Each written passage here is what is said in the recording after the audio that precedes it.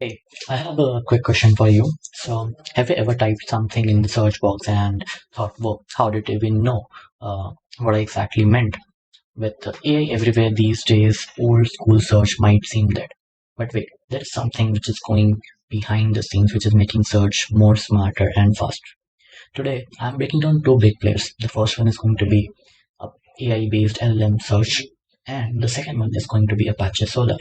So now let's talk about what is Apache Solr. So think of it like a super organized librarian who instantly grabs the exact book you want.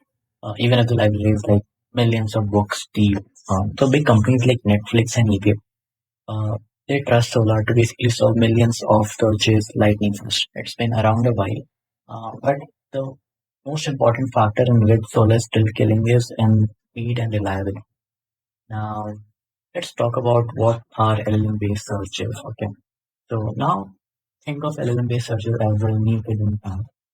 So which LLMs means large language models, or you have probably chatted with one like ChatGPT, Perplexity, and there are many right now in the market. So what they do, they basically don't go for the keywords while they're looking out for searches. They actually understand how you ask questions and give answers that sound like a real person. It's cool, right? But here's the catch: they need to process a lot of data at some point. So they actually get a lot of context in understanding the things and processing it in the form of vectors, and which basically requires a lot of computation power. So in terms which makes it slow compared to solar. But the crazy fact is that a solar can be combined with these large language models to basically make your searches a lot more efficient in terms of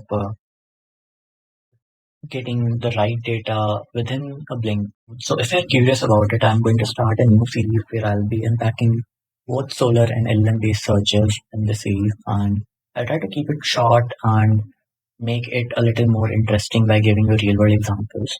So stick around, hit up the subscribe button to know more about both of these technologies. So I'll try to keep it more interesting and fun. Thank you so much.